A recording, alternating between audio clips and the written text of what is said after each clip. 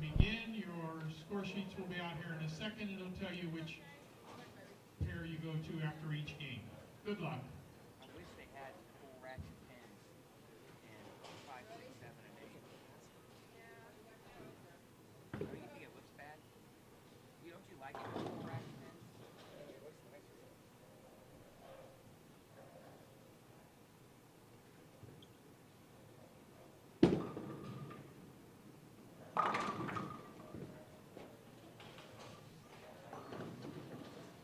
See a lot of those in here.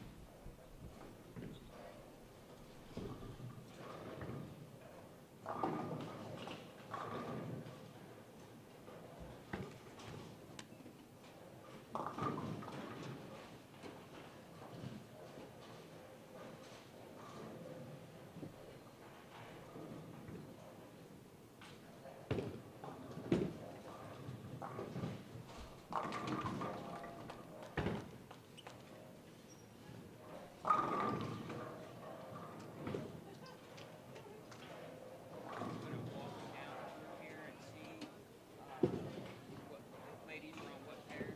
Give us an idea.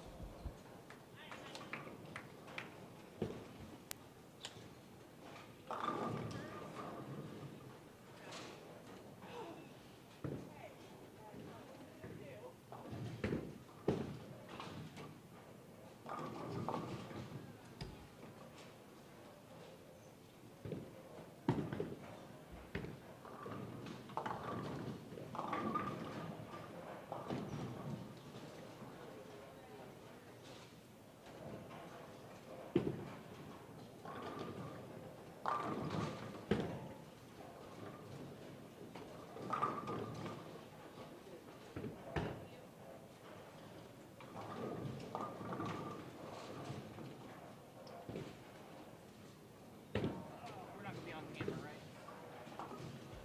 We're not gonna be on camera, right?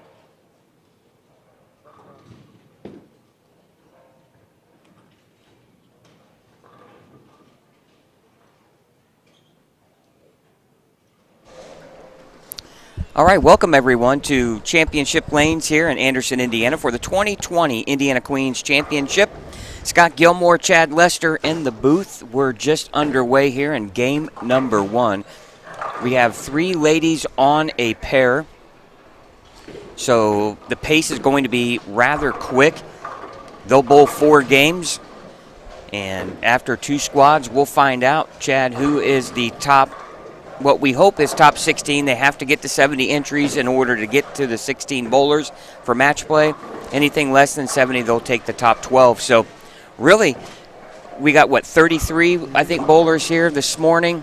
We do feel like the second squad will be a little bit larger since, most women don't want to have to sit and wait. Some ladies like to bowl multiple squads, some don't. So I think we will see maybe a slightly larger field in the 1 o'clock squad. But again, some talented females here bowling this morning. We have Shelby New on 27 and 28. We have Samantha New on 25 and 26. Erin Jones is somewhere around 23, 24. Talented female from used to bowl for I think McCutcheon, wasn't it? Yeah, she was. Or no, from actually Lafayette. Crawfordsville. I think she was from Crawfordsville originally. Yeah, she bowled in Lafayette. But bowled in Eastwood. Lafayette, Yes, yep. Yes. And then She used to throw a ball Yeah. as a kid. And the great Gary Ness switched her around. yeah, and she's one of the top ladies in the state of Indiana. Matter of fact, she made the final. I believe she made match play at the Indiana Masters, if I remember correctly. I believe so. I Yeah. believe so. So that says a lot right there as far as her ability to bowl. So, again, in 2020, the Queens back in November, we were just here, and man, they did not disappoint with the level of bowling. A lot of drama, great bowling, great shots, and obviously an historic championship match between the New sisters, Shelby and Samantha, with Shelby coming out on top. Hey, we want to thank Kevin D checking in from Hamilton, Ohio. And now we have, is that Lane? I apologize if I mispronounce any names, but Lane Blake watching from Nottingham, England. We want to thank you for watching on Savage Bowling TV. And beautiful day here in Anderson. Temperatures should be hovering around 50 degrees. Sun is out, nice and dry. Nothing like what we were here 2 months ago for the Indiana Masters. It was cold and snowy. So feel free to join us in the chat. I brought my laptop today so I can chat along with you. As I posted a little bit earlier on the chat room, I've had 2 cups of coffee and I'm good to go. You missed your cup of coffee the first squad of the Masters, and you were kind of grumpy Yeah, for a little while. It didn't go so well for me, and I'm much better now with my cup of Joe. I'm almost done with my second cup, just kind of sipping on it. And we had a delicious breakfast, as always. Yeah, the food here at Championship Lanes is fantastic. The service is great, and just a wonderful host for not only the Indiana Queens, but the Indiana Masters. So much going on here in the state. We want to thank the USBC State Board for allowing us, Chad, to come in here and broadcast all of the action. We want to thank our sponsors. We cannot thank our sponsors enough. Motive Bowling, Pinheads Bowling Center in Fishers, Indiana. Big Four Sox, David Slavin and his wonderful company there out of Muncie, and also Mike Alby's Arrowhead Bowl out of Lafayette, Indiana. And also want to thank the Anderson-Madison County Visitors Bureau.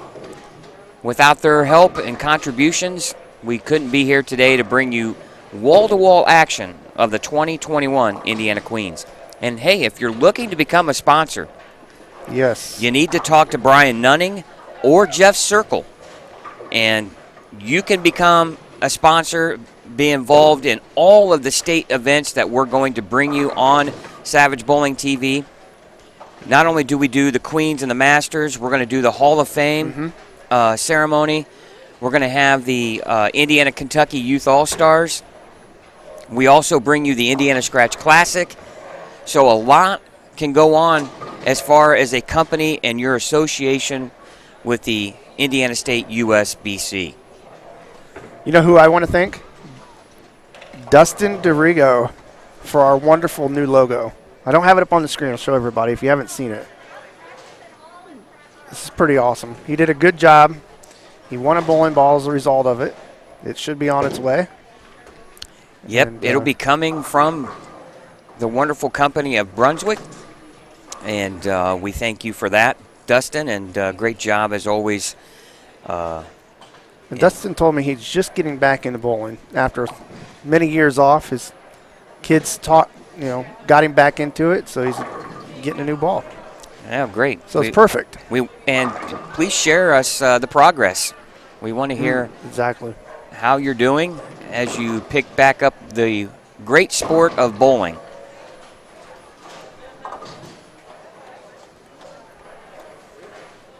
Looking at lanes 17 and 18 as they're just finishing. As Scott said, this was going to go pretty quick. 3 bowlers on a pair, 4 games. So they'll be making the move at the end of this game.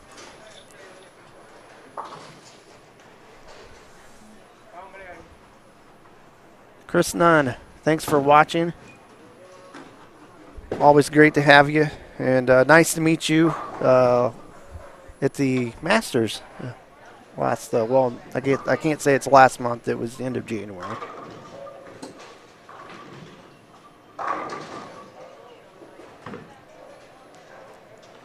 You know, for those of you that don't get the bowl because of a lockdown, if you're still in the lockdown, I feel sorry for you.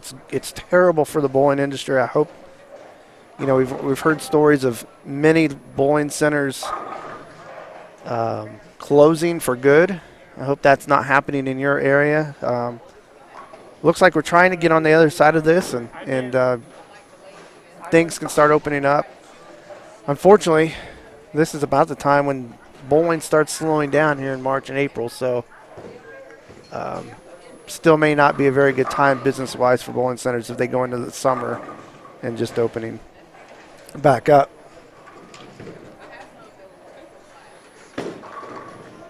For those of you in the chat, I did pin a comment to the top of the chat, and that's where you can find the standings for this event. It's at the team app, the Indiana Queens team app. And Jeff and his team will update those as quick as possible. It may not get them done very fast because these ladies are going to bowl extremely fast. So they get to them when they can. Scott's back. Took a little trip. Yeah, you know, sometimes we just have to, you know, as you can see the shakiness of the camera, 17, 18 sometimes there, it's someone sitting at the table that our cameras happen to be on, and they don't realize that just bumping it will cause stuff to be a little shaky, so we had to go down and fix that a little bit. Joe Bowers says, do you know who will be on the live stream pairs every game? Unfortunately not. We don't. Yeah, I see your chat over there. I answered before you. It's a little bit of a lag here. You know, Scott's on his laptop, and he has the live version up. I have the instant version for when you guys put in the chat. So when I reply, it takes a few seconds to actually show up in the chat. Yeah. And then his video is about, you know, there's always a lag in these videos. So yeah, I'm a little slightly behind it's about everybody. 20 seconds or so. So you just got to remember, don't commentate from that screen. Commentate from our live stream screen. Yeah, I'm just looking at my laptop for the chat. Sure. You know, that will check in and out on Facebook Live on our page. And if you're, you know, we encourage everyone to click on the little subscribe icon on the lower right portion of your screen. Become a subscriber. We got a lot of cool things in the works. We do. We can't say anything yet, but Nothing's official, but we do have some cool things in the work, and kind of gave you a little bit of a clue there. But we're excited about it, and could benefit some of our viewers. You know, we might do some giveaways. yeah, there might be something happening at 3,000 subscribers, so go ahead and subscribe now. We're really close. I think we're about 120 subscribers, 110 subscribers away. Yeah, we need to get to that 3,000 mark, and when we do that, we'll have another giveaway. Might include some bowling balls. It might include some other stuff that we have in the works. So again, we'd like to encourage everyone to click on that little red with the arrow subscribe icon on your screen and become a subscriber to Savage Bowling TV. Also, besides the live stream events that we do have coming up, we will be, just in a couple of weeks, we'll be up in Fort Wayne for the Indiana High School State Finals. We're excited about that. And then we will also be in June, actually possibly in May, we might bring you the Indiana All-Stars. The That'll finals of that event. Yeah, that'll be in Kokomo, I believe, in May. Yeah, we're not clear on that. We see the entry form says Lafayette, but we've heard Kokomo. Yeah, I believe it is Kokomo. We're just going to go where they tell us. I'm gonna listen to Scott Devers on that one. If he tells me Kokomo, that's where we're going. I'm going to Kokomo. Then also, we will be in June, obviously, for the Kentucky, Indiana. Yeah, June 12th in Louisville. That should be a great. That was a great event last year. Yeah, 2 years ago. We didn't get to do it last year, but it was at Western Bowl 2 years ago. I don't know if Chris has asked on here, and I got to make sure that you haven't responded yet. But Chris, no, I have not. Chris Nunn, good morning, asking us if the date has been set for the Indiana Scratch Classic. It has not. It's always, I believe, the second weekend in November. Yeah. So I wouldn't know why they would deviate from that, but I'm pretty sure they won't. Yeah. So we should be back for that as well. But you mentioned the Indiana Kentucky All-Stars. I believe the Hall of Fame will be June 27th, but it's not clear if we're going to do that live or if we're just going to record it and put a video out. Kind of a polished version of that. We haven't decided what's going to happen there. Maybe a little condensed version. Yeah. I don't know what all goes on in the Hall of Fame. I don't know. Obviously, there's a dinner, and then they do the awards. We would probably only do the awards portion of the Hall of Fame. But we will talk to those all that are nominated. And I believe, going back, they haven't done the show. They didn't do the Hall of Fame from 2020, so there'll be two classes going in. Yep, they're gonna Mark Sullivan will be one of them at our he was a 2020 inductee, and I believe he'll be there for that one as well. So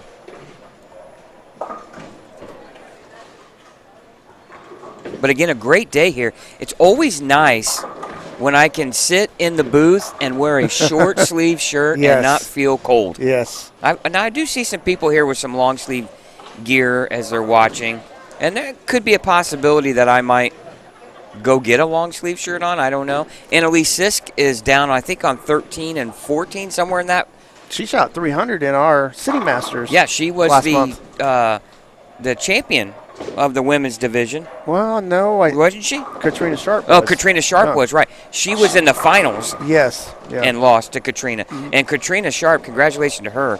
She just set the Lafayette record, women's city record for a series with a 8:17 set, and then a young lady who bowled, I believe, for Lafayette Jeff in high school, but also I think went to Taylor Landis. She shot 8:12, just almost like beat it. a week and a half later. And it's crazy because we never hear the scores from the ladies, and then all of a sudden, bam, bam, they're starting to pop up everywhere in our town, and that's awesome. Right. We got our defending champion here on 9 and 10, Shelby New. And we have Holly Pitchford here on 9 and 10.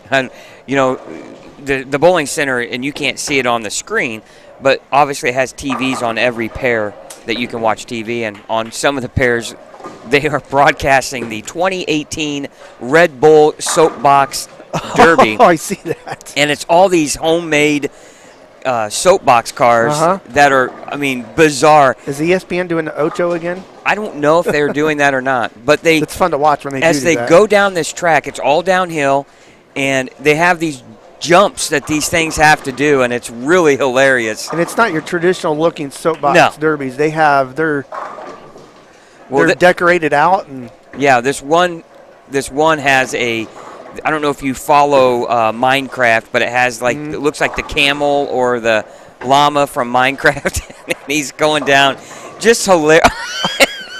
Sorry, we shouldn't be commentating on this, but it probably went 20 feet before it fell apart. Yeah, and he just fell.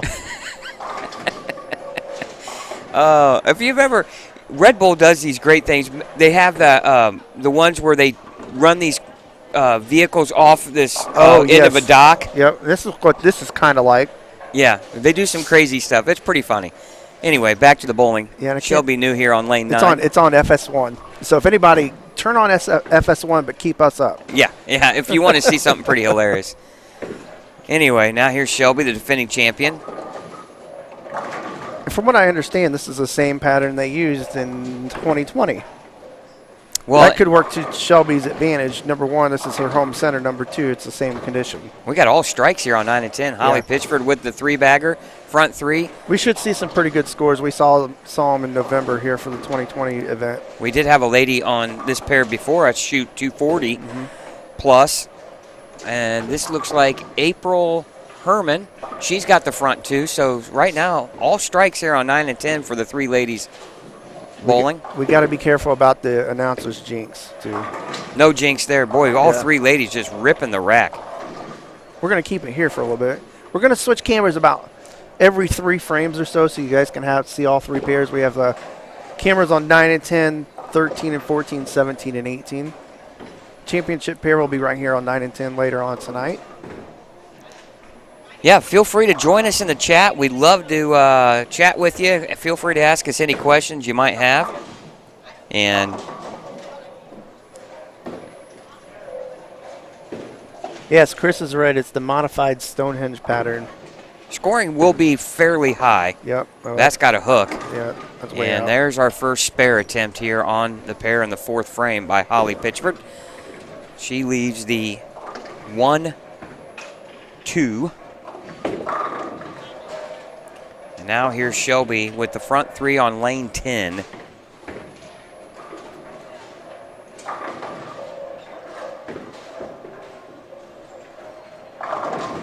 Ooh, and she comes in light, leaves the 2-5. So I don't know if Holly's the one that jinxed the pair or what. Gene Perez is here. I asked him if he was bowling. I was giving Gene a hard time. I'm Yeah. like, Gene, wait, don't you know this is the Queens? Yes. So my wife's bowling. He's babysitting today as his wife is participating here. She's bowling this squad. Hopefully we'll have some results after game 1 here shortly. Jeff Circle and his staff do a phenomenal job running this event. Jeff's going to be a little bit busy because they took some pairs out of rotation from the normal, 7 and 8. It's down, so they moved everybody down to the one end of the house, so they only go 9 through the last pair. So he's got to redo his rotations for the finals, which is going to take some figuring on his end. So hopefully he gives us that rotation so we can follow along with our cameras and try to move as many cameras as we can during the finals. April Herman said, you're not jinxing me. She struck in the 4th, so she's got the front 4. 3 very talented ladies here on 9 and 10. Yeah, that's Chad, and luck of the draw right there. And if you're a good bowler, you want to be moving with other good bowlers, because now it makes you bowl better. You know where the bar is being set. Shelby comes in high, fortunate to knock the 7-pin out late, leaving just the 6-10.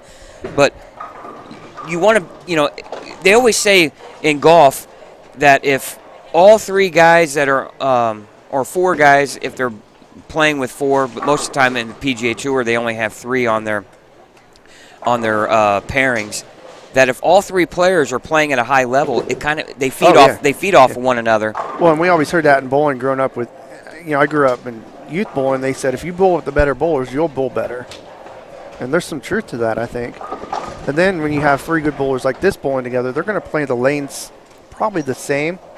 So you don't have that fear of balls going all over the place and somebody else screwing up your line, that type of thing.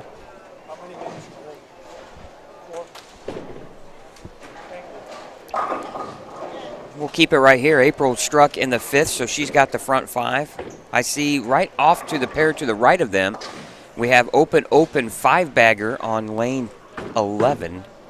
You'll see this shot coming to you right out of your, and I believe that is Jean's wife. And you see her shot, and she just rips the rack. 6-bagger there. And as you know, Jean is standing right behind us, so she needs no coaching whatsoever. No coaching, right? We're gonna try something here. So we're gonna switch cameras. We're gonna keep 9 and 10 on the upper right hand corner of your screen. Well, this so is 13 and 14 is your main screen now. Now this is Annalise Sisk here on lane 14. And this should give you a pretty cool idea. Annalise throws it. She hooks the ball quite a bit. She comes in light. We jinxed her. She does a lot of practicing, too. 2.48. Or excuse me, 2.58. And this is a pattern, I think, where you don't have to cover a lot of boards because it's a little bit longer. Well, another strike there in the 9th on lane 12. And we got front 6 on lanes 9 and 10. And this is exactly what this is what Jeff wanted us to do. And by gosh, you know, Jeff asks us a question. We find a way. We find a way. He asked if we could do picture-in-picture, and I was absolutely. Never really done it before, never even thought of it, but well, whatever we can do to make things better. And you know what? They write the check. yeah, I mean, it makes it makes sense. Like in this case, if somebody's got a 300 going, we want to keep it on that pair as long as possible, but we also want to have, give everybody else a chance to see other people. Remember, we were trying to get them to do the senior masters. Yeah. We're still going to try to petition for that. Matter of fact, speaking of masters, we are going to attempt to head up to Jackson, Michigan, as Dave Small's center up in Jackson, Michigan, is going to be hosting 3 big PBA 50 events. And we're going to try to go up there on part of Savage Bowling TV and do some work up there. Yeah, try to get some blogs in like we do at the national tour, which we haven't been able to do this year. So schedule permitting, yes, we're going to try to go. And April Herman, streak ends after 6. She leaves the 2-4 in the 7th.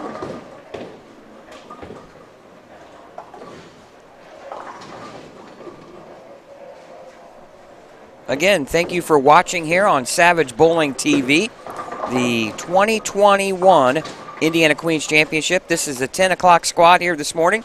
Scott Gilmore, Chad Lester in the booth. Mike Albee will be joining us at around 1 o'clock for the 1 o'clock squad. And he'll be with us the rest of the day through match play. If they get to 70 entries, they'll have 16 ladies bowl in the match play finals. If under 70 entries, we'll be down to 12. So you can imagine, Chad, that there will be some ladies want to know how many entries they got. Well, if there's any question at all, whether there's going to be 12 or 16 taken, you're going to re-enter after this squad. Right. If you're down there. And the proprietor of the manager here of Championship Lanes, Angie Collop, just over to our right. We need to get her in the booth sometime. I was going to tell Angie that if she brought cookies down here, set them right in front of you. Yeah, I'm trying to stay away from the sugar. I'll do fine. I know. You ate ice cream, Butterfinger ice cream in front of me last night. I didn't even flinch. Well, I tried to do it discreetly.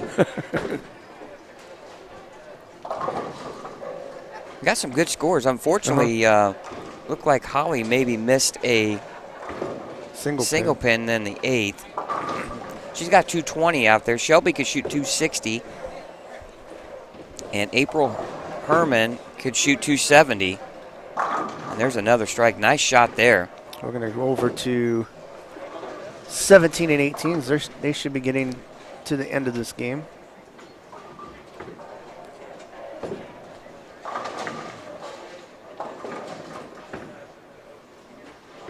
Unfortunately, we don't know. We know some of the ladies. We don't know all of them. So it's going to be kind of hard to let you know who's bowling where. And when we go to a pair, we're not sure who might be there. So bear with us. I'm going to go to the Teams app and see if he's got any standings yet. Does not look like it. He might be kind of slow on these standings just because they're bowling so fast. Yeah, the ladies are finishing up game number 2. Some pairs are already done. Now, there is a pair with only 2 ladies, so Is there? That's got to be tough. You got to really bowl. there are some pairs with 2, and you really have to pace yourself. And I always try to pace myself with the C bowler of the pair to my left or right if there was. So if I would just kind of wait till C was up, and then I went up, and that kind of gave me the pace of play for 3 on a pair, because you don't want to be sitting and waiting No. 10 to 15 minutes or so. Especially if you're bowling good. Sometimes stopping for a little bit when you're bowling bad is an advantage. But if you're bowling good, you just want to keep going.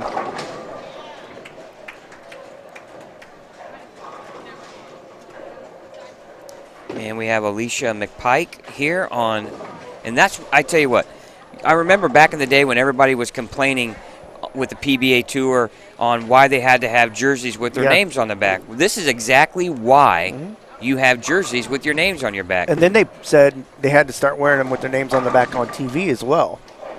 And people are like, well, why? We already know who they are because the announcers are talking about them. Well, what if you're not listening to the announcers? Right. It's just so much easier to follow along if you're not familiar with the sport. And I think also, I mean, it was a requirement to have your name on the back during the tournament. Well, why not continue that throughout the rest of the tournament, which included the TV finals? And a spare there for Alicia. Not sure who's on lane 17, but I do know she's got a 2-bagger. So they're in the 10th frame because she's bowling again.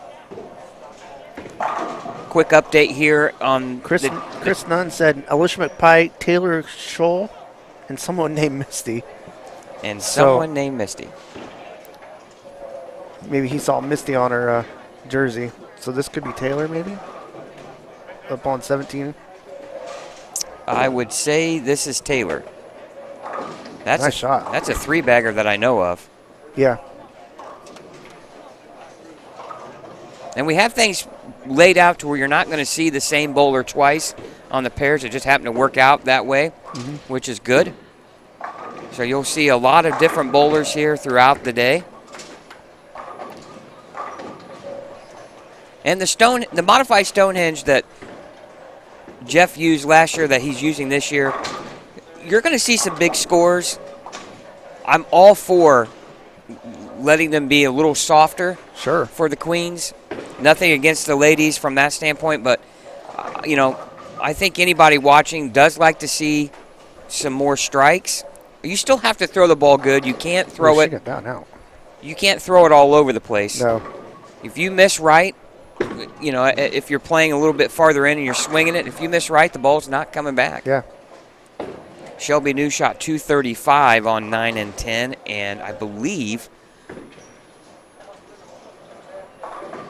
Find out what 226 for Holly. Yeah, and April Herman leaves a 7-10. pocket 7-10 in the 10th frame. She had a chance to shoot 270. She's going to be in the 240s now.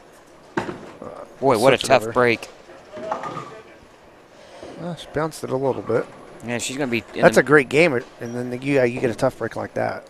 well, anytime you shoot more than 250 or 60, you are at a huge, you can take a little bit of a breath, right? She shoots 244. Average on that pair, Chad, is Yeah. about 230. Holly Pitchford struck out for 226, Shelby New 235, and April Herman 244. So good scoring on 9 and 10.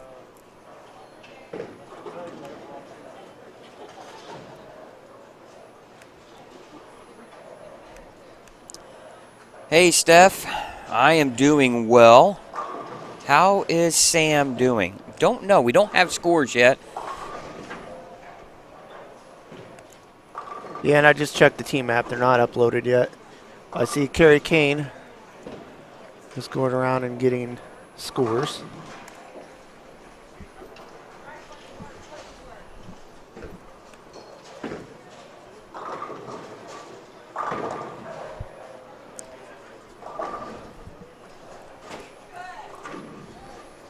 I would think Samantha would be coming down this direction. Yeah. She was just to the left, so she was on the very end pair, which I think they're using 31 and 32 is the last pair they're using. Looks like it. Samantha would have been on that pair because she was just to the left of Shelby.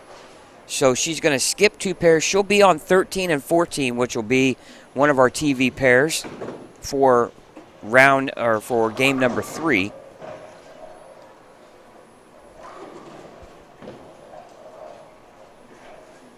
Yeah, the ladies right now are pretty much right in front of the counter. Mm-hmm.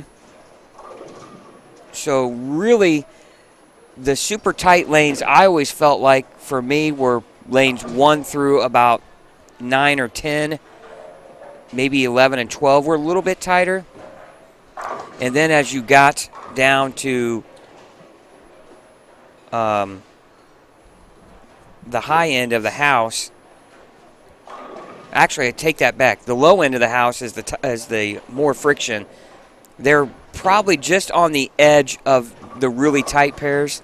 You got to get way, way down from the really tight pairs. Yeah, I always felt like probably 29 to the end of the house, you could tell a drastic difference as far as the center being a little bit on the tighter side.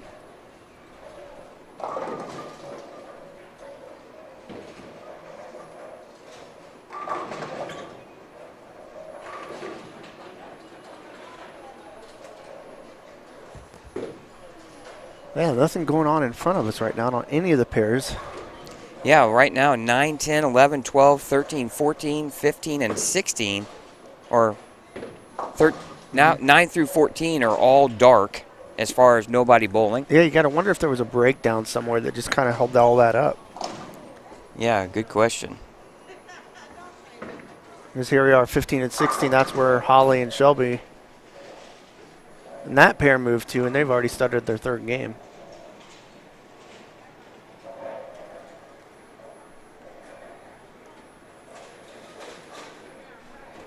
It's a busy weekend in bowling, isn't it?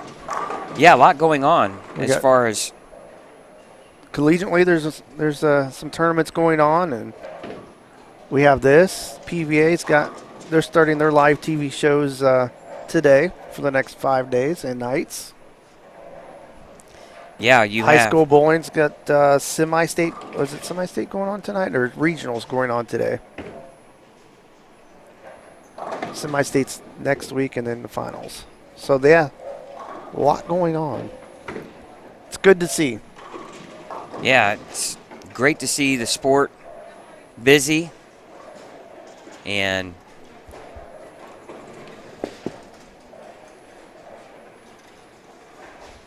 of course, this afternoon, as you mentioned, the World Championships on Fox. Mm-hmm.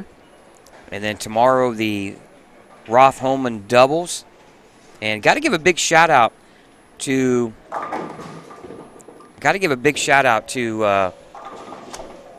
Zach Weidman from Indianapolis on what a great week he's having down at the World Series. Yes, I mean he's proven he can compete out there with how he bowled this week. He made match play for the World Championship, finished 7th or 8th, and then he made match play for the last 2 animal patterns, which is Tuesday and Wednesday.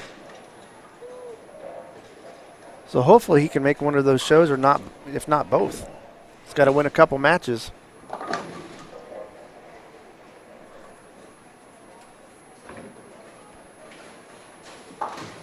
Well, and another bowler who bowled really well is E.J. Tackett, Motive staffer.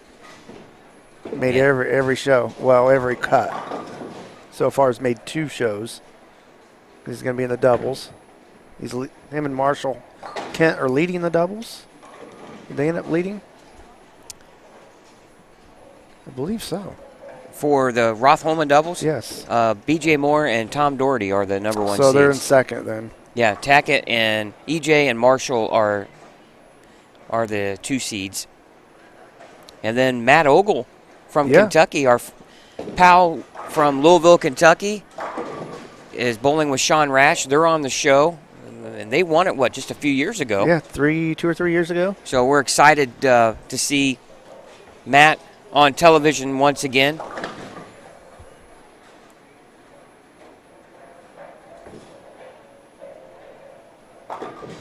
Pretty good sweeper in Bloomington, Chris Nunn says.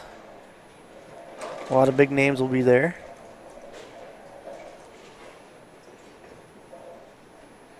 So it sounds like Gene Perez will be heading there tomorrow. Jeff Mann. Jeff Mann had a really good collegiate season this year. Yeah, player of the year in his conference. I believe he made. Oh, we have action on a pair.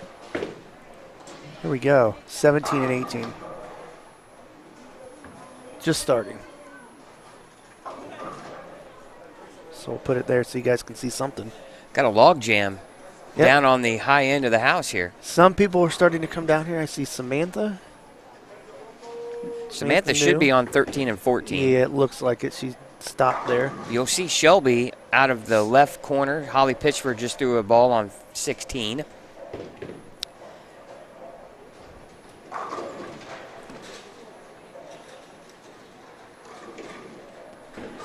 Yeah, tomorrow I will be coaching my final 2 games of 12-year-old 6th grade basketball for my youngest son, Landon. Are you retiring after this year? I don't know if I'm retiring after this, but yeah, this is our final weekend.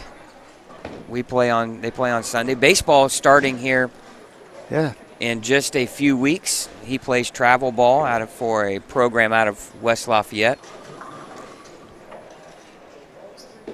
Looking forward to baseball. I love it, and one thing I like about it so well is you watch it outdoors, and it's usually pretty nice. Yes. I mean, there's some times where it might be a little wet or cold or too hot, but I'd rather be outside any day of the week. I remember playing baseball as a kid and it being really hot, and I didn't care. Right, yeah. Who cares? I was getting to play baseball.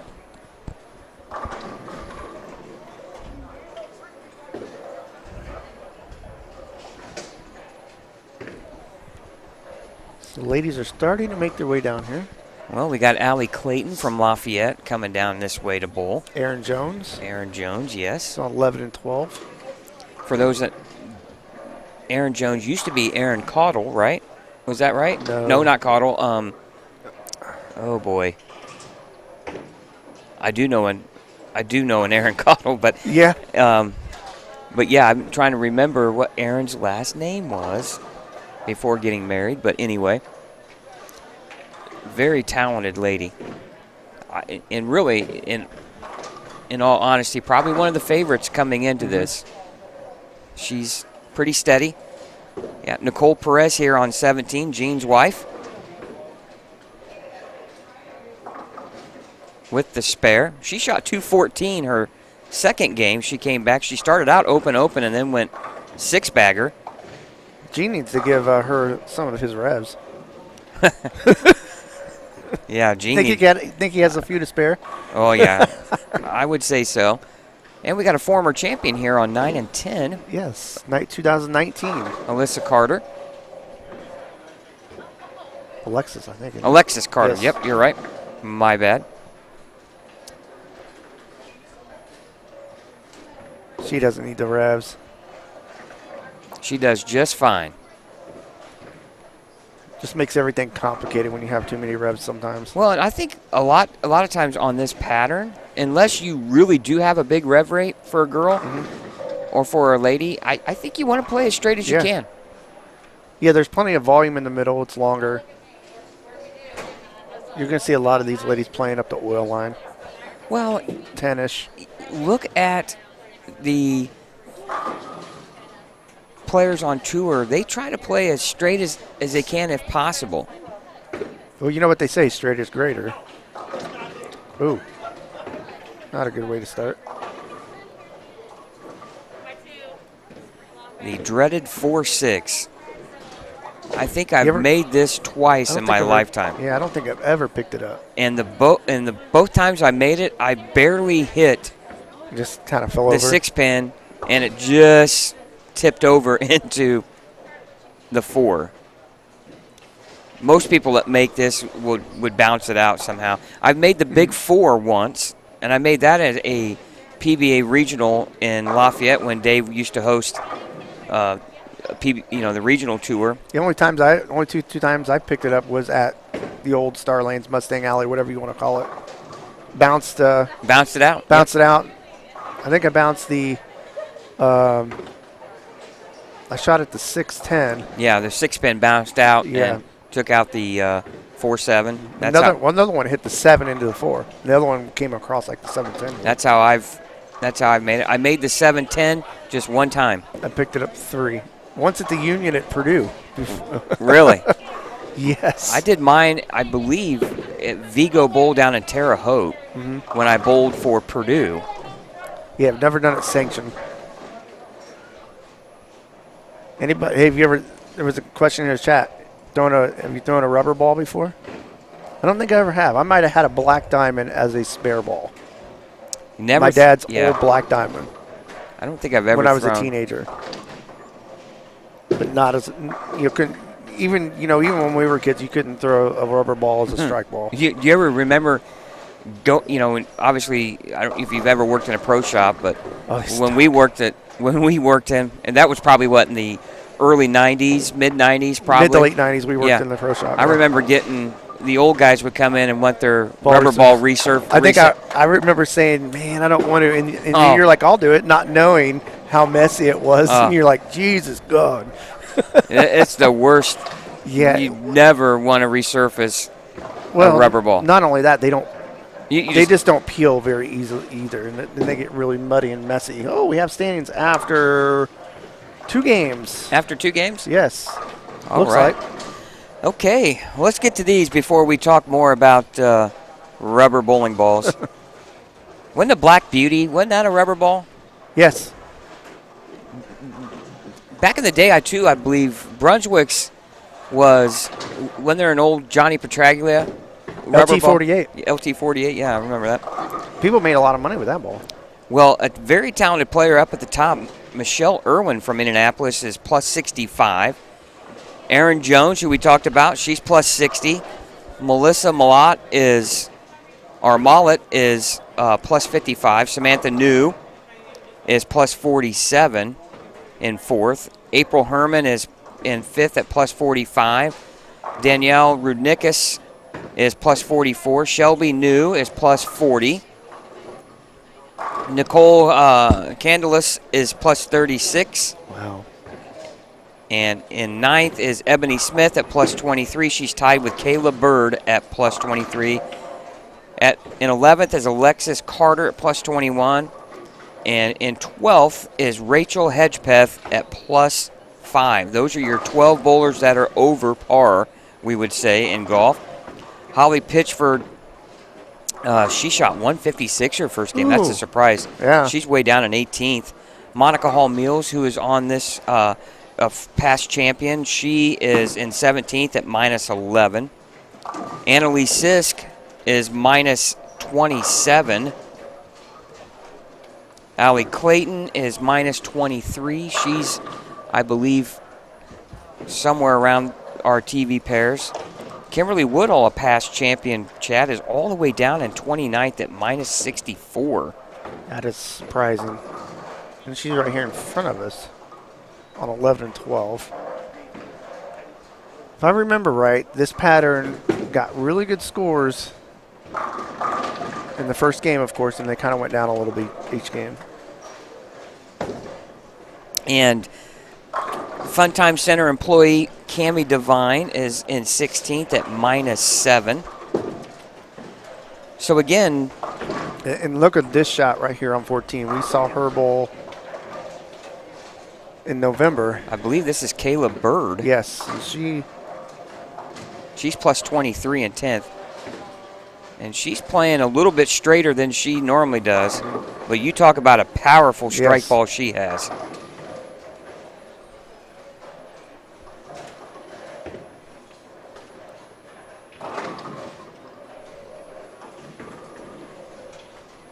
So some talented players needing to do some work here in the final 2 games of this block.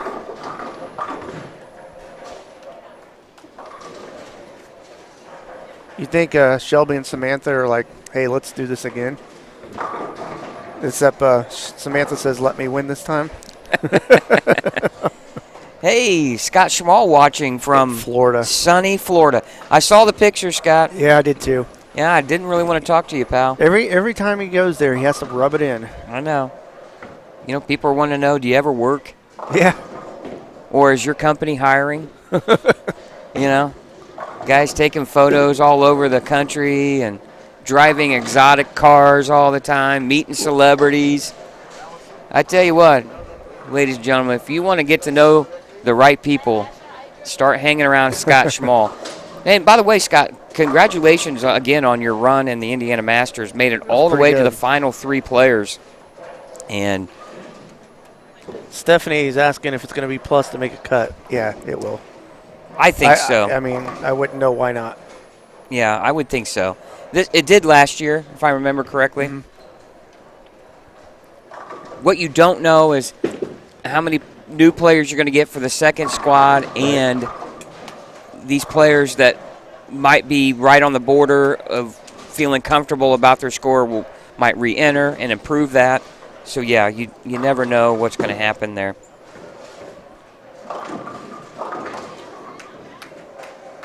I was going to look here.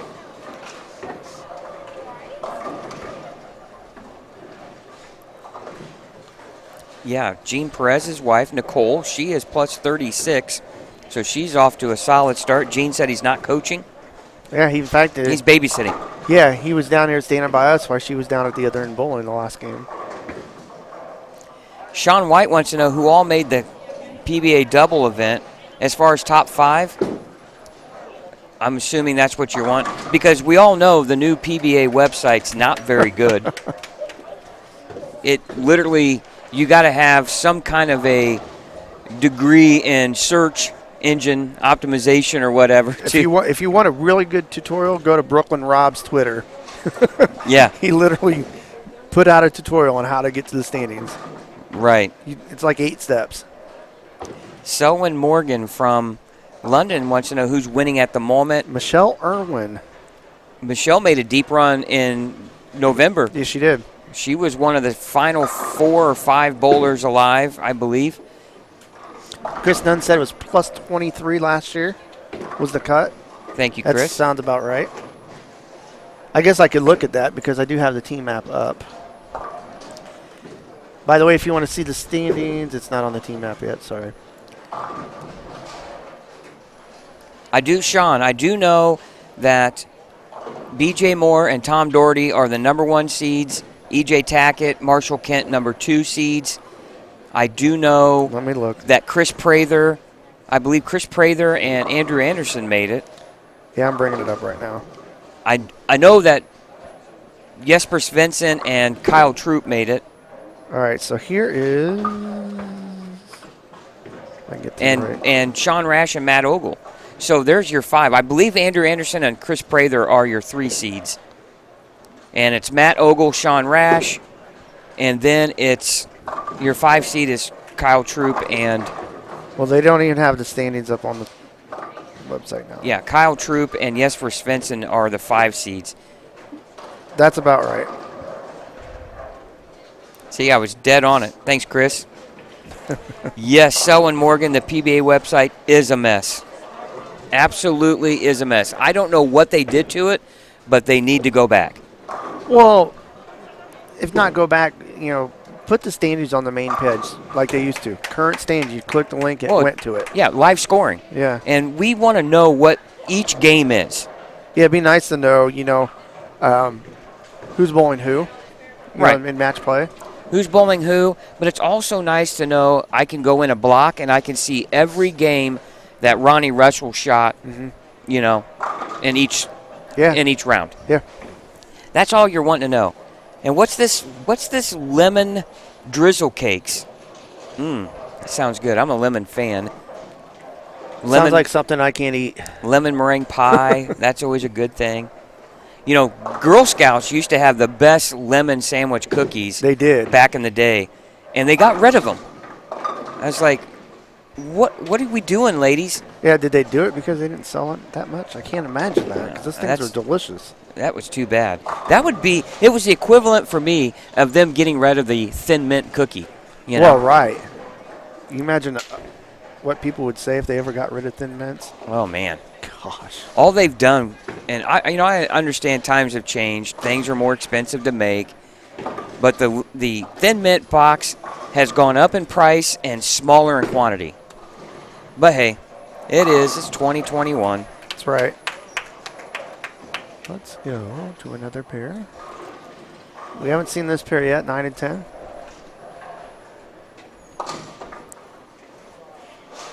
Stephanie, they have not made it too easy.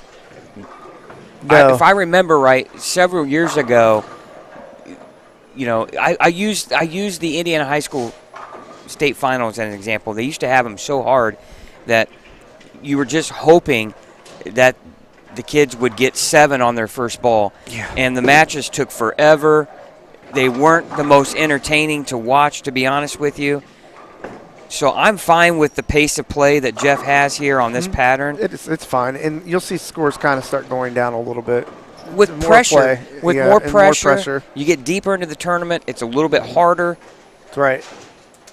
and I'm okay with the scoring pace, to be honest.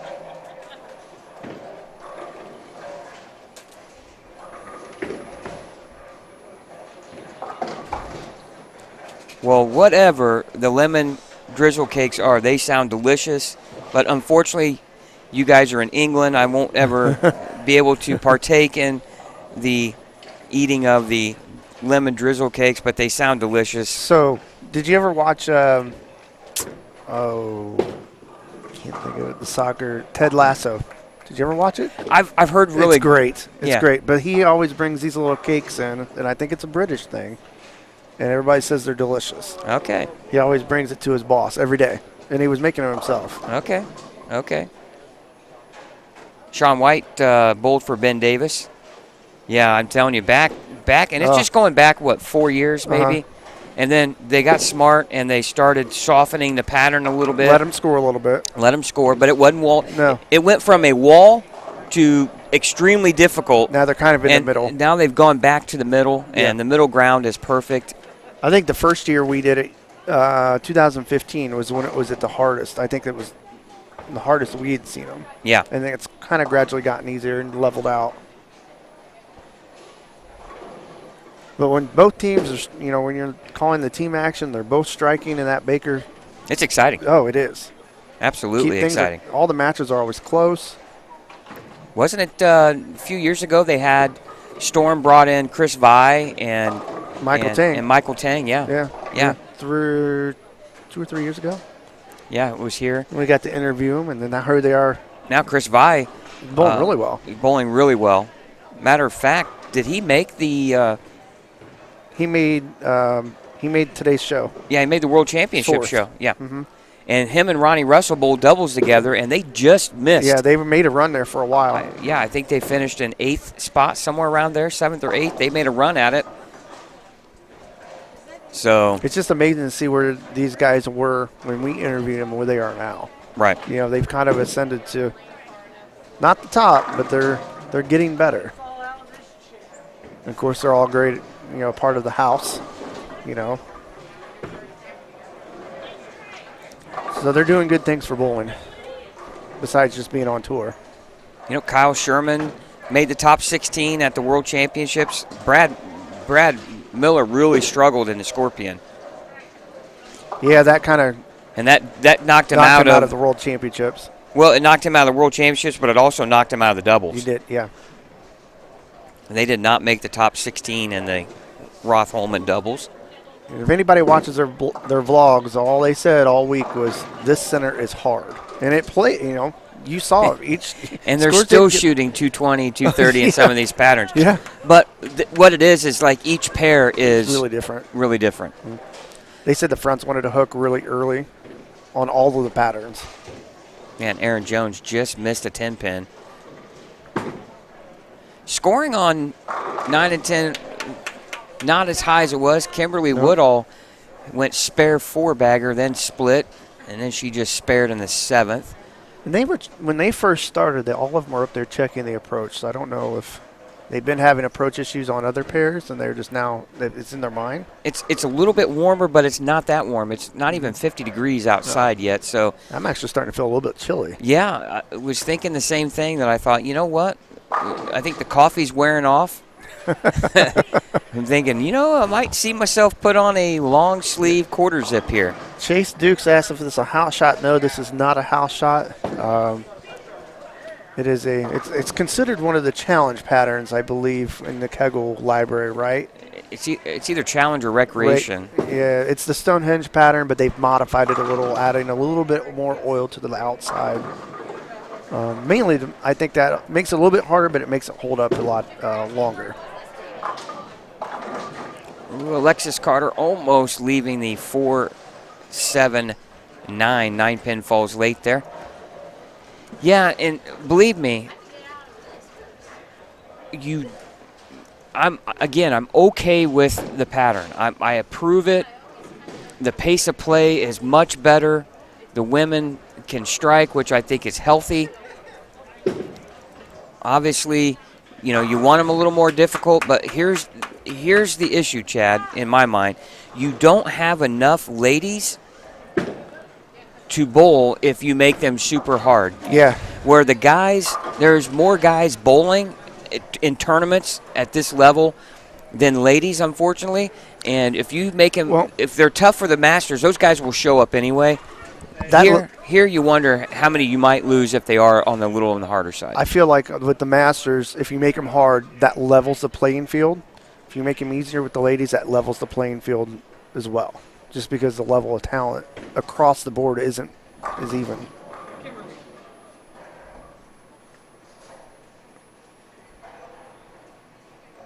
Chris said this is 40 foot.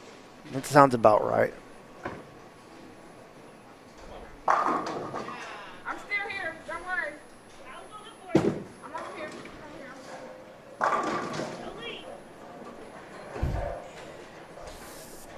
Let's see. April Herman was in the top 5. Ashton, she went her first 2 games 201, 244. She had a chance to shoot 278 her second game and left a pocket 710 in the 10th. So, Chris Nunn said put out the Bradley Open pattern. Ugh. Oil all the way to Headman. That's what it seems like. It is. It's ridiculous. Well, back But in the it's day, the toughest tournament in Indiana was always the classic event up in Fort Wayne. Yeah, shootout. The shootout at the fort, sponsored by Classic Products. And that seemed to get easier, though. well, what they used to do is they would essentially not clean or strip the back ends. But they'd re-oil. But they'd re-oil. Holy moly. So the back end, your ball just never seemed to, but then the fronts would kind of burn up for some of the right-handers. Yeah, you're putting dirty oil over on dirty oil. It dries up a lot quicker. And so it was tougher than your tournament, the Lafayette Open. Yeah. Yeah, it was. I bowled it once. I don't know if it was tougher. This, I still know it as Star Lanes. Star Lanes, as you know, Chad, we grew up bowling there in Lafayette. That center just had its quirks and we knew all the quirks of every pair because we bowled there our whole lives. That's what made it tough. You'd go from one end of the house and it was night and day. Yeah, and what you saw on that house is a house shot would cover that up, but you put out something hard, all those natural characteristics and topography and everything, all those faults came out. Yeah. Some pairs were crowned a little bit, so it looked like it had an OB. It didn't. Yeah, I remember when I used to do lane maintenance there, so I would put a pattern out, and there wasn't very much oil on the lanes, and all the right-handers would be like, "You got to take oil out of the outside." I was like, "I can't. I've got right at 3 units," and that was when they had the 3-unit rule. Well, come to find out, the topography, the lanes were tilted, and that's why it felt like the right-handers had an out of bounds all the time. Well, and the other thing too is the house went from Guardian fronts, and that was during the Guardian. We started when they still had Guardian, and you had to have quite a bit of oil in the fronts, or it got really ugly. 80 units. I'd put 80 units in the heads, and they'd still feel like they were dry. It was the installers of the urethane or the synthetic lane said that surface, as it got old, became like sandpaper. So your ball wanted to grab immediately. Well, and then we went from Guardian fronts to HPL Ameline. Super high friction. AMF and HPLs, and then they were old. Then they got old. Yeah, the older they got, the more hook there was, and Yep. it just was. It was a battle to figure out what to put out, and we always went with something relatively flat. And boy, they got tough. I but think the players loved it. yeah, and I think the shootout at the fort was just frustrating. Your Well, ball I don't just- know how you can have squad equity when you do that. Well, yeah, there's going to be a tremendous difference between the right and the left. And here's what happens when you put something like that out. Either the left side has no chance or it gets better. Yes. And then the right-handers have no chance. So it's very, I always felt like the fairest way to put a pattern out is you do the right side and the left side has to be a little bit different because of play. If you either have to back off on the oil or you add a little bit more in order on the right side in order to keep it as fair as it is on the left. So That's what's frustrating sometimes when proprietors do make adjustments because, say, the right side is drying out so much. Well, the adjustment they make on the right side, they do it on the left as well, and we don't, we're both left-handed. We don't need that. We don't need that extra oil because it doesn't break down for us. mhm. So they actually make it harder for us when they're actually trying to make it a little easier for the right-handers. It was Aaron Remley. Yes. Yes. And now it's Aaron Jones. Thanks, David. We appreciate that. And Stephanie comments, according to what they think the scoring pace should be. Your 180 to 190 average bowlers won't want to come out because they don't think they're good enough. Plus 20 is not all that much. You're No. talking about 205. Yeah. I don't see that, or 204. I don't see that. I think that would be a situation in my mind where that's not very much in their mind. If you put a super hard pattern out, what's the 180, 190 average bowler going to do? I think it makes it more difficult for them to compete on a much harder level because the better player can make better shots.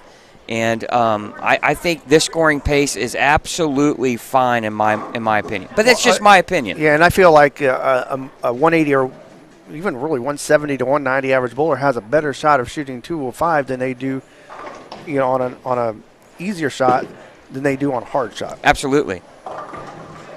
I guess And the it boils question down would to be how many spares you're picking up.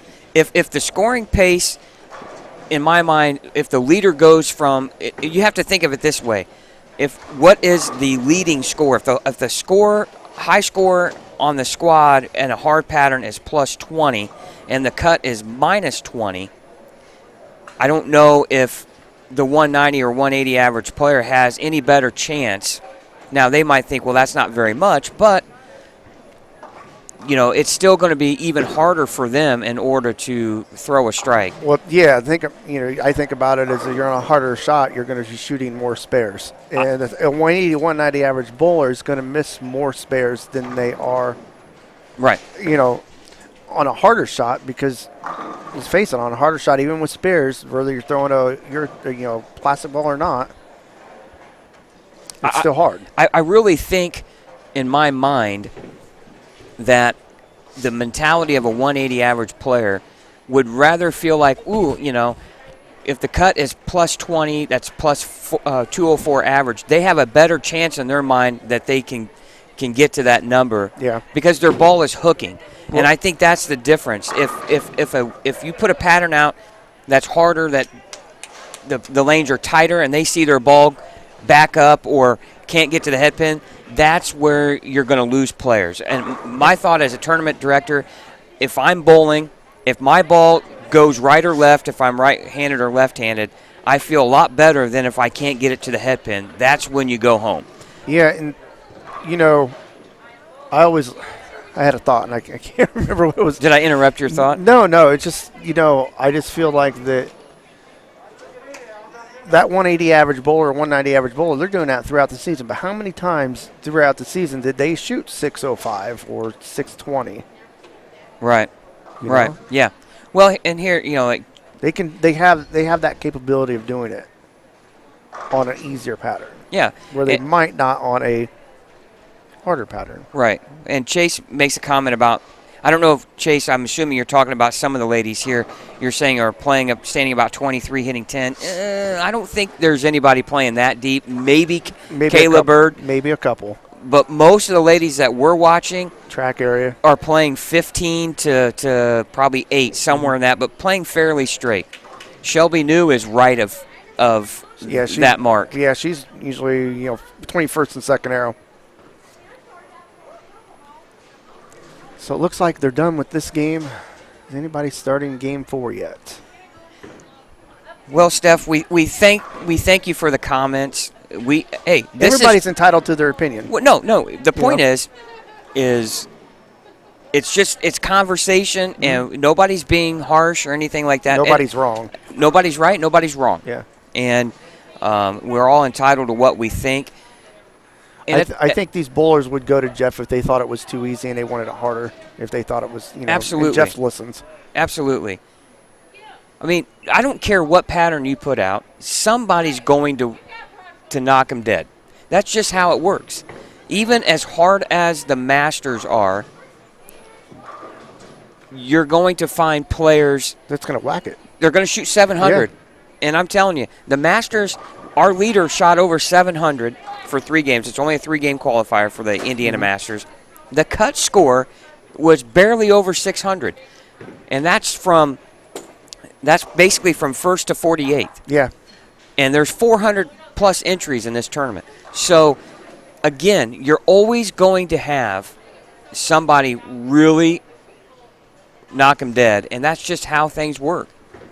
We can't look at the leading qualifier. You have to look at the median average. You got to look at the field as a whole. So if there's 70 bowlers, what is 35th? And that's what you got to look at as far as is the pattern. If 30, you look at the PBA, for example, on the cheetah pattern. If you didn't average 230, you weren't in the top 20, essentially almost. That's crazy to me. But those are the best players in the world. Right.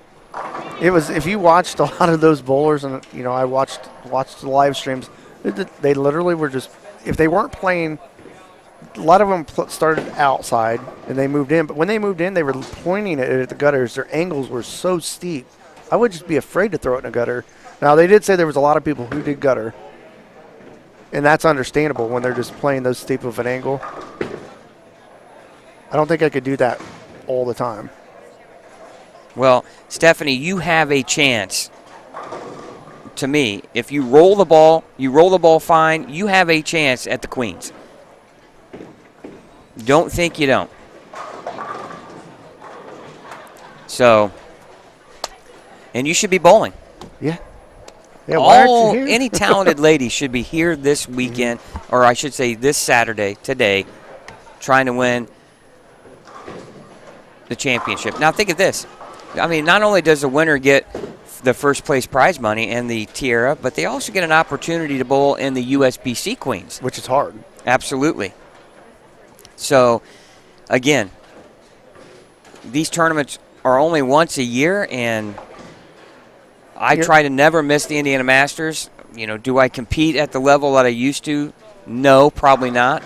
I've had some great runs in the Masters. I've finished, second 4 times, but if you have the itch to compete, these are the events you want to bowl in. Yeah, this is like the pinnacle event for Indiana women's bowling. Yeah, the biggest stage there is for those that bowl in the state of Indiana.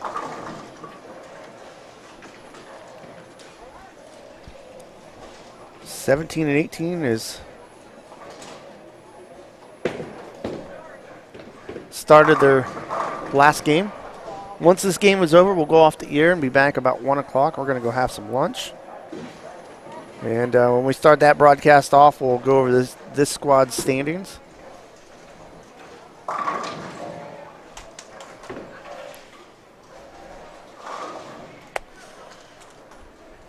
And they're on a pretty good pace. It'll take them probably, I would say, maybe 45 minutes to run the lanes. Yeah. No more than that. So he doesn't have to run 1 through 8 now anymore, since they're not going to use them. And they'll be done by noon.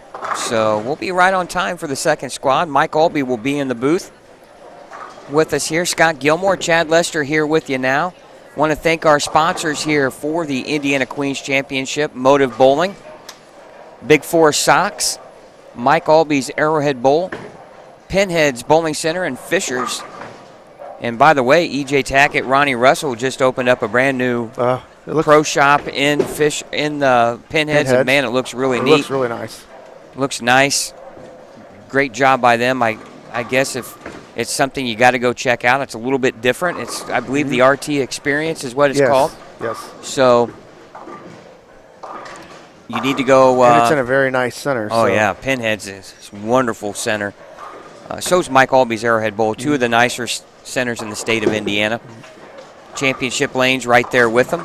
Yeah, they both have their different vibes. You Yeah. know? Yeah, Pinheads is a little bit different of experience as far as bowling Split. is concerned. It's split. There's Split two house. sides.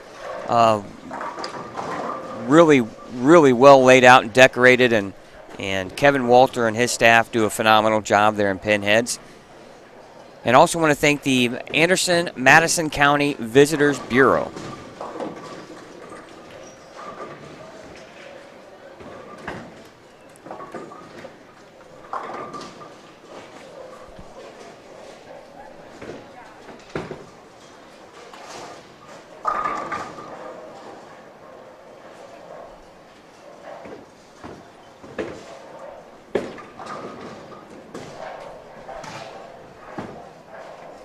Chase, I'm not sure what Holly did in Game 3. We don't have standings yet. Yeah, she but was way down there, so we couldn't see what she was shooting. right now you got Erin Jones here on lane 17. She was second going into game number 3 at plus 60. Shot games of 206, 254. She rolls the ball really well. And we got standings right there. How did she go from a backup ball to that? You Oh. know, I mean, it's just That's incredible. It's amazing. Well, you know, they say most women naturally can throw a backup ball. We can't very, very well. I have tried to throw I a know backup some guys ball. that throw a backup ball. Some would say I have the same amount of revs. Anthony Simonson throws a good backup ball. I tell you right now, Anthony Simonson is maybe the most talented player on the planet. I wouldn't agree. I wouldn't disagree. Okay, here's your leader. April Herman is leading the way at plus 93 with games of 201, 244, and 248.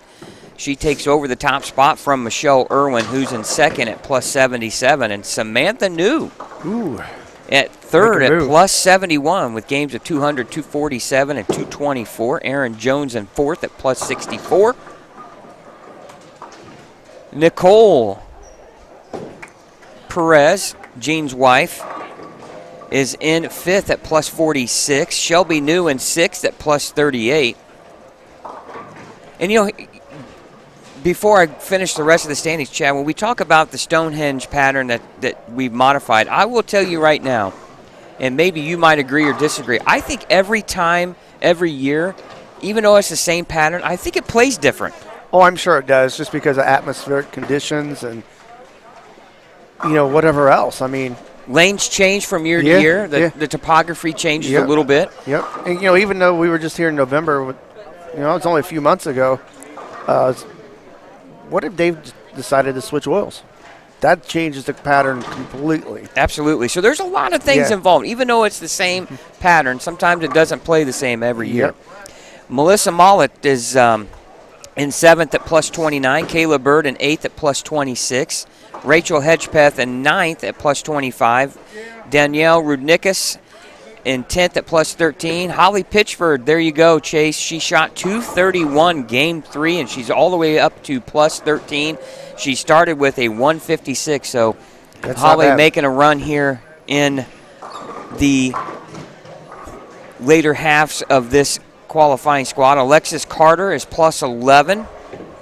Annalise Sisk shoots 229 game 2 to get to plus 2, and Christine Shreves is at plus 1.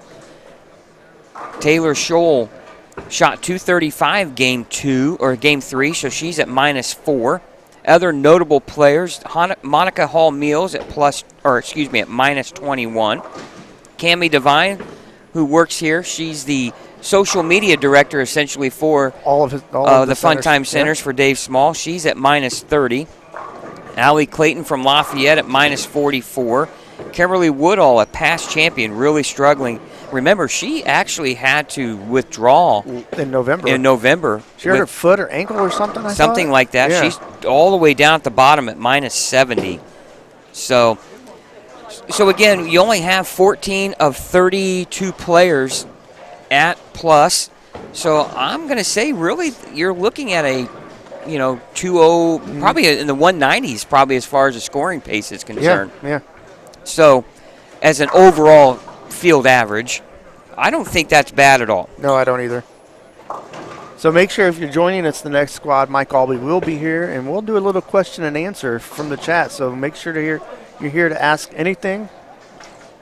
He'll take some questions, I'm sure. His stories are great. Yeah, he's got. If you want to know about The tour the back in PBA in its prime, Yeah. because Mike participated in the 80s and 90s when the PBA was in its pinnacle with ABC and obviously Chris Schenkel and Bo Burton doing the commentary. Mike has a ton of great stories. And that's the thing, too. He bowled when there was 36 events a year. Yeah, and these guys, They would take weeks off. Right now they would purposely say, well, I'm not going to bowl these 3 tournaments because I just need a break. Right, or especially could- when they went from one region to the next. Yeah. Back then you could afford to do that because the season was so long. Right. It didn't affect you as far as points or money or anything like that. We have Cammie Devine here. Jennifer looks like Haywood. Jennifer struggling. She's down in 30th place at minus 96. Cammie is not far off the pace. She's in 20th at minus 30. Right now, you're looking at plus 11 as your cut score, because right now we don't have 70 players. If there were 16, that cut score would be minus 16. So obviously, we get to the next squad, that's going to really dictate in what the scoring pace is going to be. And if they even get to 70, which they haven't had a problem.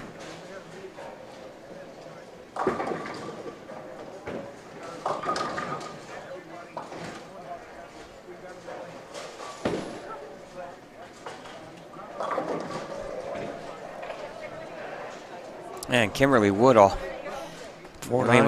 She just left the 4-9. They're off on lane 15, and it seems like when it rains, it pours. She's probably at a point she's probably right now, I'm guessing, Chad, is deciding whether or not she's going to re-enter. And if she's not going to re-enter, she can't get out of here fast enough, probably. Right. Yeah, this is the time it's like you think to yourself, do I have anything out here right now that would make it worth re-entering? And if she's already decided to re-enter, is she already thinking, I need to figure this out? Take these last 2 games and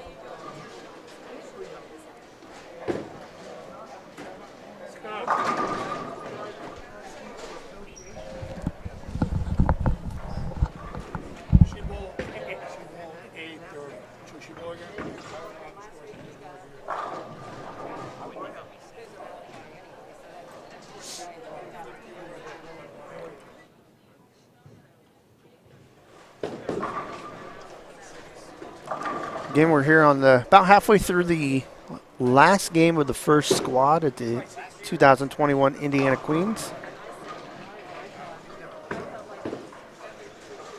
Want to thank everybody for joining us.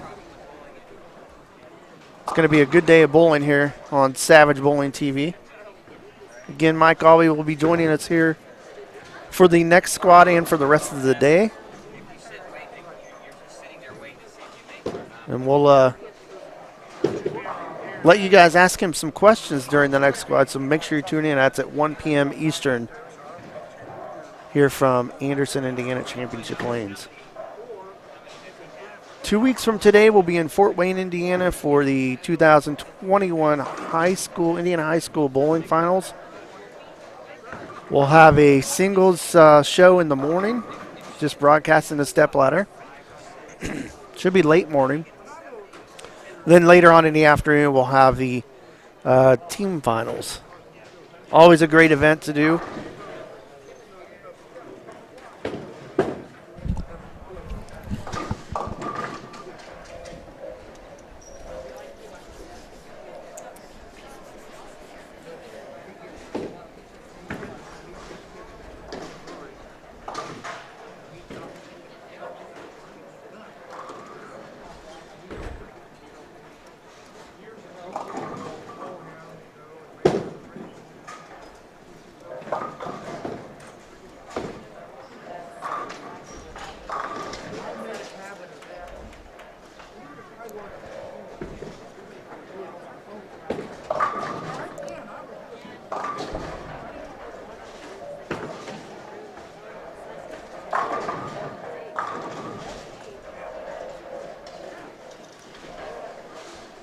Right now, he got like 19.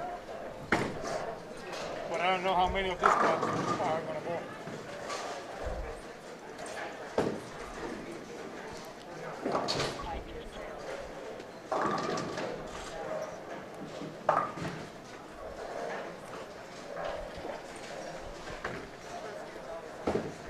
So at the top of the chat, I have the link to where all the standings are on the team app, so you can click that for the latest standings. Jeff does have it updated. I don't know through what game. We're going to take a look.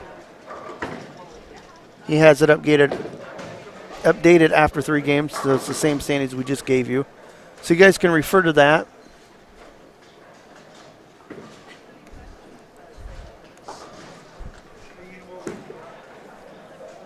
I tell you, the team app's been a wonderful addition for those guys. Yes. You don't have to have really your own website or have to post it on Facebook or anything. It's It's just, just nice to know, yeah. you know, it gives you the scores pretty quickly. It's just kind of nice to know. Yeah, you can enter tournaments from there. You can pay from there, I believe.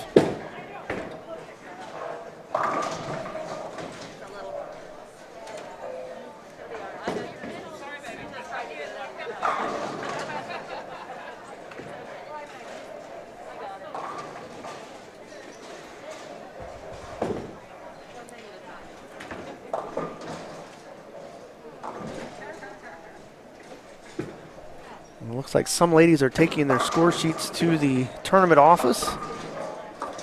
So they have finished. One thing also you got to think about is how this pattern's going to play next squad, because it's going to be the second squad or second time it's been put down on the lane. They always play a little bit tighter. Right. You have the house shot memory off there. Well, and And I don't know if that matters too much. I mean, because there's still a lot of oil in the middle, but I'm sure it's going to play a little bit different. yeah. It's not going to be extreme like something, something flat. Well, and the other thing too is,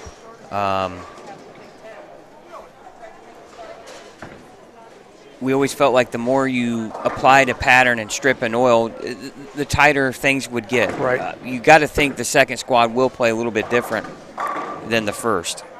I felt like the first squad, in the Indiana Masters, gave you what we felt like was the most truest form of how the pattern's supposed to be played, and they kept getting tighter and tighter. And we saw that in January. That last squad scores were really low.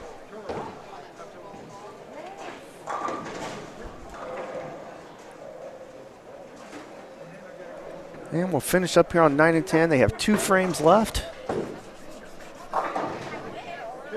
Big sports weekend, though. You got the Queens here. Yeah. You got, for bowling, you got the Queens here on Savage Bowling TV. You got the PBA Tour on Fox Sports. And FS1 tomorrow. Yeah. Then you have the Big Ten tournament this weekend on CBS. You have all kinds of conference tournaments going on for basketball. You have the Players' Championship in Florida on the PGA Tour. And just a great sports weekend here. Think about this. It's a complete 180 from what it was this time last year. Yeah. Where there was nothing. I think PBA was finishing up the World Series of Bowling. We didn't have the Queens at all last year. Didn't have the Queens. Actually, a year ago today is when we came. We had left all of our stuff here after the high school state finals because we thought we were going to be here for the Queens. And we drove up here on that Friday night to pick up everything because everything was canceled. Yeah. Yeah, it's hard to believe we've come full circle after 1 year, and we're still not all the way back to normal, but we're on the way. You know, obviously a lot of people are able to get their vaccines, and hopefully here at a point we'll be able to go on with our day-to-day activities and not really have to worry about. Yeah. I feel like things are getting more and more normal. I can't say every day, but every so often. I went to my first live sporting event, 2 or 3 weeks ago. I went to a high school basketball game.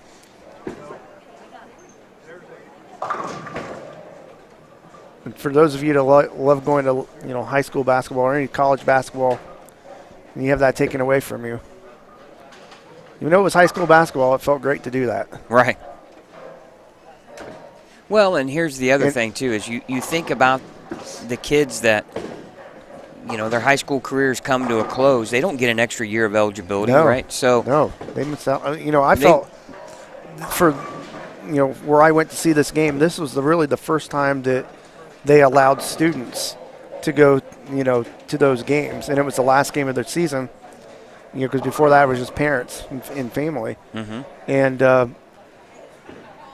the game I went to, the JV game, the home team, where my girls go to high school, the one on a three-pointer with 3 seconds left, and then the varsity game went down to the wire, and our high school team won, I think by 1 point on a free throw with hardly anything left on the clock, and students stormed the floor. And it was that's awesome for them. It's not like they beat a higher ranked team. I think they were just happy to be there and happy that they saw their team win. And so it's a good thing for everybody. Of course, Chris Nunn here giving us all this statistical information we need here in the chat. He's our statistician. But commenting here that Melissa Mollett last year was minus 113 in the standings, and now after 3 games she finds herself plus 29. And of course, yes, great point here though too. Thank you, Chris. Of Adrian Cassane, she made the top 32 for the Indiana Masters, and she's struggling today. She was minus 89 after 3 games, so not going the way she would like.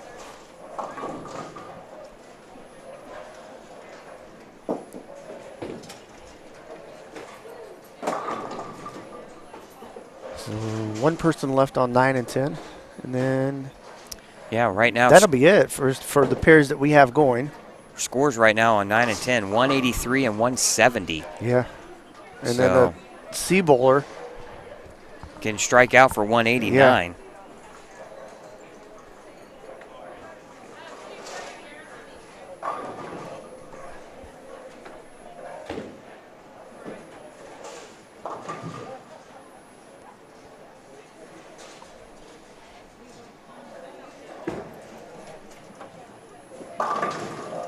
There's one.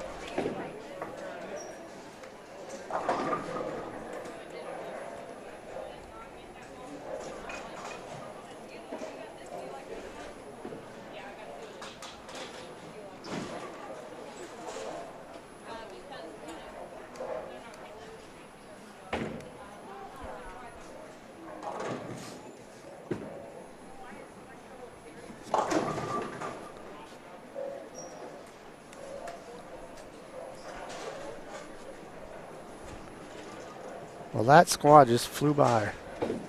2 hours. Yes, it did.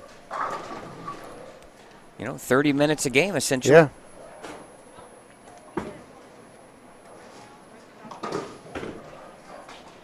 It's like down there on the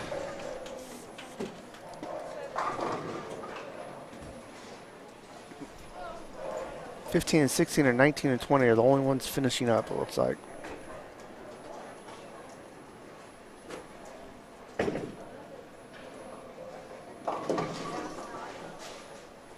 And that was Faith Hall, I believe, on lane 9 that just finished with a 178. If you remember, Faith bowled extremely well last year, made a deep run, I believe, in this tournament in November. So she was struggling mightily. And that just goes to show you, here you have somebody like that bowled really well last year. Same pattern, just 3 or 4 months later, and it plays a little bit different.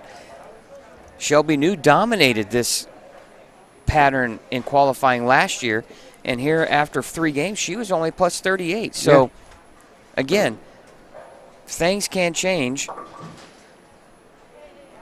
And we'll get the final scores here soon. You can Google the recipe for the lemon drizzle. It's really easy to make. I said, we will do that. Well, you will. I won't. I won't be giving that to my family because it'll get made.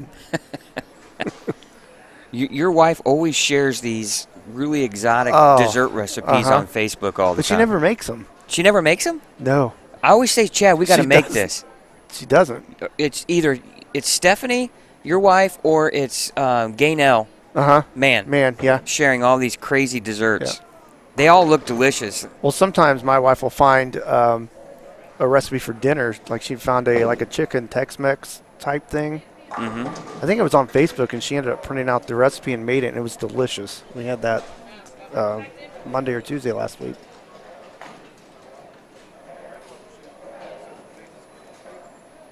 We won't regret it. Well, the only bad thing is I'm the only one in my family that likes lemon stuff. Oh, really? Yeah. I don't Your know. kids are missing out. I've always been, when I was a young kid, my grandmother made the best lemon meringue pie, and I don't know, from there on, I liked lemon stuff.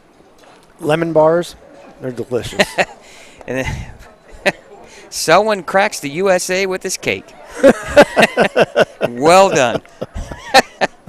Yeah, you never know what we'll chat about here during our live streams. And actually, Kimberly Woodall, basically the last bowler bowling in the 10 a.m. squad. She'll take a bow, Selwyn. You earned it. Now, I would give you a standing ovation if somehow, some way I had some lemon drizzle cakes from Selwyn Morgan show up on my front doorstep. Mr. Morgan, subscribe to our Facebook page, and if Scott makes these or has his wife make them, we will make sure that he posts a picture of that and of him eating it. Yeah, we'll tag you. I'll tell you right now, it won't be my wife. It won't be my She won't wife make making it? No. Not anything limited. She's not going to make anything she's not going to eat. It'll have to come from me. You say, can you make that for me? Absolutely. Absolutely. Well,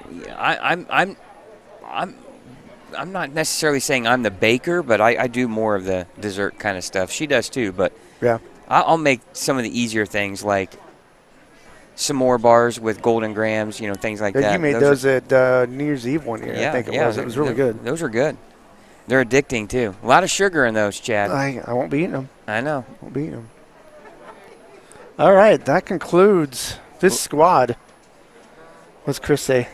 Oh, she said, Chris Nunn said Holly Pitchford posted on her Facebook page she shot 156 her last game. The last game too? Yeah, her first game was 156. Jeez. That's not good. That'll take her right out of the cut. That'll put her in the minus 30s. Says she's bowling again. Yeah. Hey, you know what? Queens is only one time a year. I do. I used to always say that, well, if first place only pays X, and I'm going to have, if I enter twice, the low cash, I'll lose money. But it's not, the older you get, it's not about the money. It's about winning the trophy, the championship. And a state championship. Yeah, absolutely. So sometimes that, shame that Verity can't bring some across. She's getting ready to come over. Yeah, she'll be here next month. Yeah. It's great that those ladies are getting to come back, her and Daria. God, they haven't missed the tournament. And who else? One that, well, Diana's already over here. Yeah. Didn't really affect her any. But, yeah, absolutely. Because that's their job. Yeah, it is. And they're top talent. Yeah, and it's great to see that you have a venue for these talented young ladies to bowl. And how about the young girl that wins Jillian Martin? Jillian She's Martin, so good. 16, Yeah. wins the junior PBA championship. But this young lady almost won her first PBA title. PWBA, She yeah. did win a regional, if I remember correctly. This young lady is She's going to be extremely something talented. to watch out for. Yeah. Yeah. Well, keep that name on your radar. Jillian Martin. Out of Ohio, I believe. Yeah. Very talented young lady. And I imagine we'll be seeing her bowl the USBC Queens. For sure. Absolutely. Well, that wraps Yeah, things up here. Let's go have some lunch. You're hungry already? Yeah. Well, you got to think. Yeah, we don't get much time. We're do not we? going to have dinner. Yeah, you're right. It's going to go right on to match play. Shelby went plus 84, I'm hearing. 884. So, yeah, you don't think she'll re-enter. No, plus Just 84 is take not. it. So that means Shelby shot 250 or 246 her last game. So, you know, as we always say, and the saying is so true, the cream rises to the top. And, you know, the better players want longer formats. That's why Jason Belmonte does well in all the majors that have 40 to 50 plus games. Because the great players will rise to the top. We got more games to figure it out And, and make it better right, because they're always looking for better. absolutely. And I'll be looking for a quarter zip shirt, I Yeah, I've think, got here. mine down here. Well, anyway, we thank you guys for watching the 10 a.m. squad here of the 2021 Indiana Queens on Savage Bowling TV inside championship lanes. We'll see you about 1 o'clock. Basically our second home here in Anderson, Indiana. So, yeah, we'll see you about 1 o'clock. And we'll, again, if you want the standings after the 10 a.m. squad, go to the team app. I believe, Chad, you pinned that to the top Yep. of our chat. Yep. You can scroll back up to the top and you'll find the team app. Bookmark that. Bookmark that. You can get all the scores and standings and bracket and all that stuff as the Queens progresses through the day. So, again, we thank you for watching here on Savage Bowling TV. For Chad Lester, this is Scott Gilmore. Scott Savage, by the way, our good friends Yeah. from who used to be with us here in Indiana, now lives in Texas. But anyway,